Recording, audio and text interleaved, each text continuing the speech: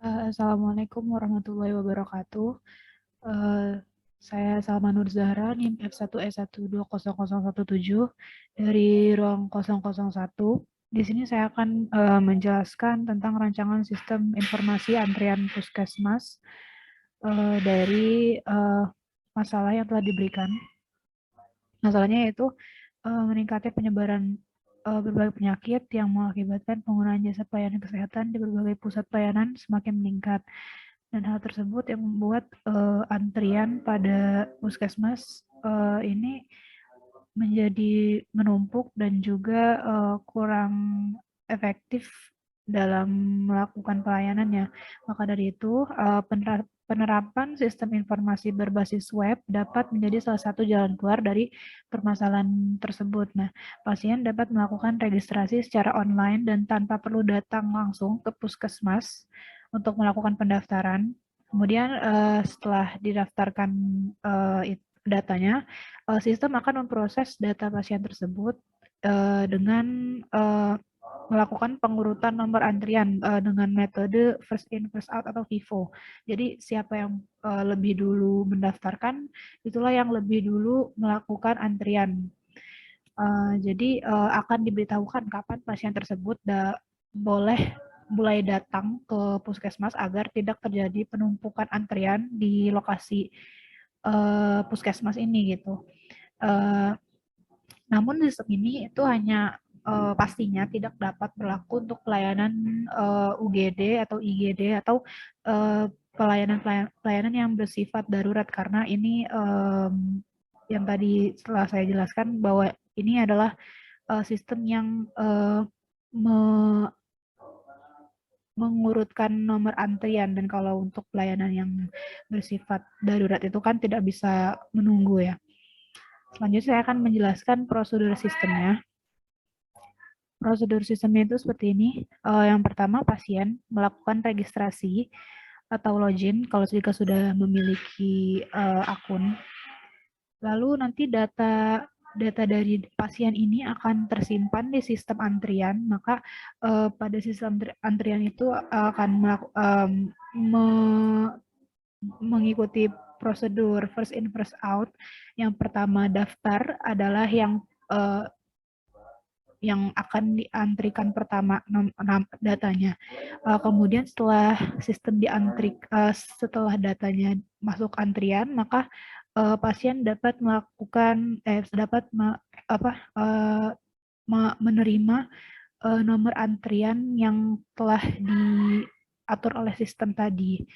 Dan setelah itu barulah pasien dapat melakukan kunjungan ke puskesmas. Selanjutnya itu ada desain data entity relationship diagramnya. Dari sistem ada beberapa atribut. Yang pertama ada pasien. Pasien ini adalah user yang melakukan registrasi tadi.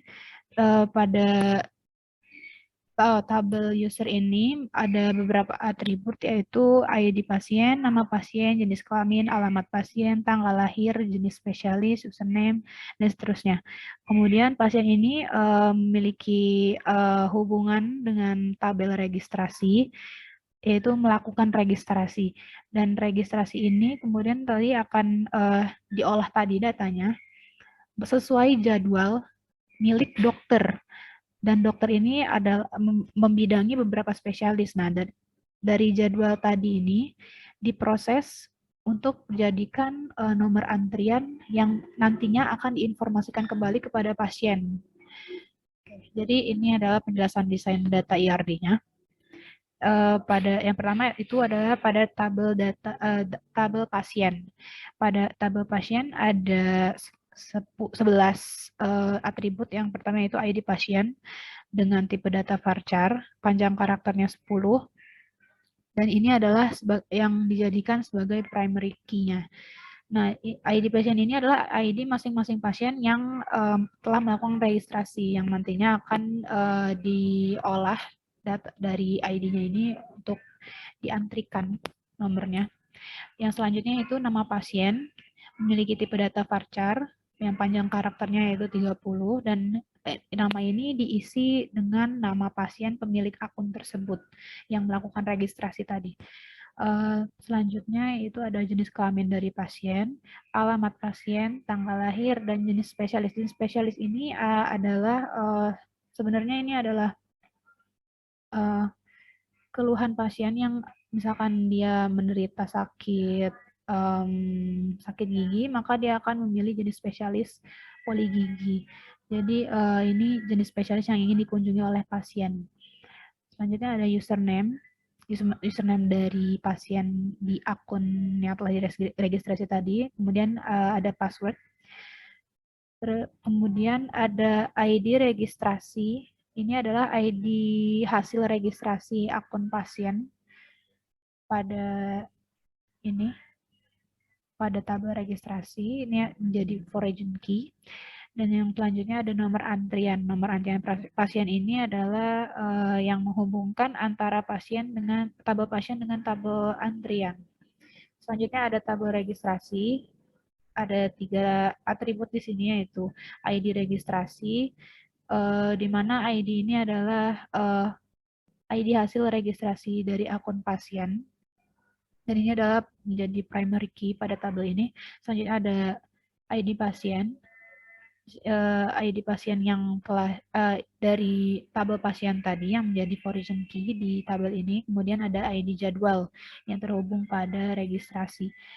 Waktu jadwal ini adalah ID jadwal ini adalah waktu jadwal praktek dokter yang akan dikunjungi oleh pasien.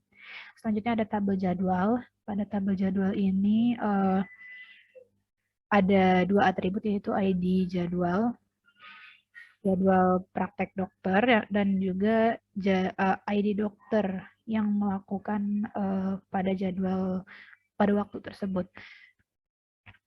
ID dokter ini adalah nomor ID milik dokter yang sedang praktek. Yang selanjutnya ada tabel antrian. Pada tabel ini ada 6 atribut. Ada atribut nomor antrian, yaitu nomor urut antrian pasien yang akan diberikan kepada pasien tadi, nomor urut antrian pasien. Kemudian ada ID jadwal, ada ID pasien. Ini dari tabel jadwal, ini dari tabel pasien, ID registrasi dari tabel registrasi, ID dokter dari yang ID milik dokter tadi, dan juga ID spesialis, yaitu ID dari nama spesialis dokter yang dibidangi, dan juga yang berhubungan dengan jenis spesialis yang dipilih oleh pasien di awal tadi, pada tabel pasien tadi. Selanjutnya itu tabel dokter. Ada 8 atribut di sini, yaitu ID dokter.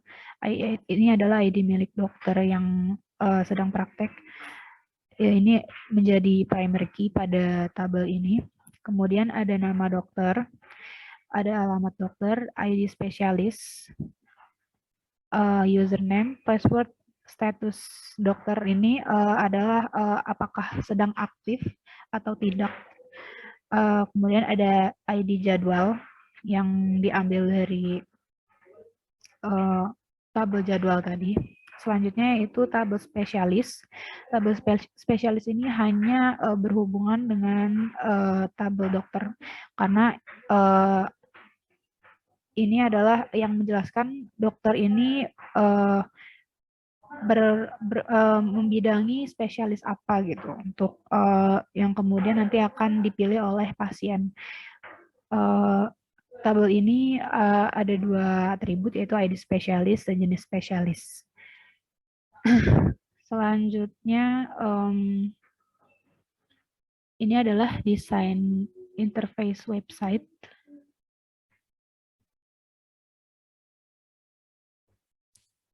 Yang pertama yaitu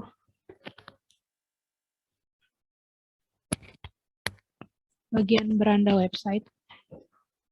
Di sini dijelaskan tentang langkah-langkah apa yang akan dilakukan jika ingin melakukan registrasi, dan di sini juga tersedia kolom login jika sudah memiliki akun. Selanjutnya, ini adalah pendaftaran nomor antrian. Di sini adalah di mana tempat dilakukannya registrasi jika belum memiliki akun, pendaftaran pasien.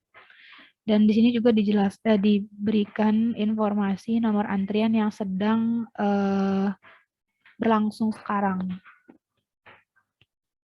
Ini adalah daftar data antrian. Jadi pada website ini pasien juga dapat melihat daftar data pasien yang sedang mengantri pada hari ini gitu. Jadi pasien bisa tahu bagaimana keadaan antrian di lokasi puskesmas pada hari ini. Selanjutnya ada jadwal dokter. Ini jadwal dokter pada pekan ini. Jadwal dokter ini diberikan pada website dengan tujuan agar pasien dapat mengetahui kapan jadwal dokter yang ingin dia datangi. Nah, selanjutnya yaitu tentang puskesmas. Ini adalah sedikit informasi tentang puskesmas. Dan yang selanjutnya ada layanan medis dokter, yaitu layanan apa saja yang diberikan oleh dokter dan juga layanan apa saja yang diberikan oleh dokter yang ada di puskesmas tersebut, dan status-status dari dokter yang memberikan layanan tersebut. Dan yang paling terakhir yaitu hubungi kami, adalah bagian customer care dari puskesmas.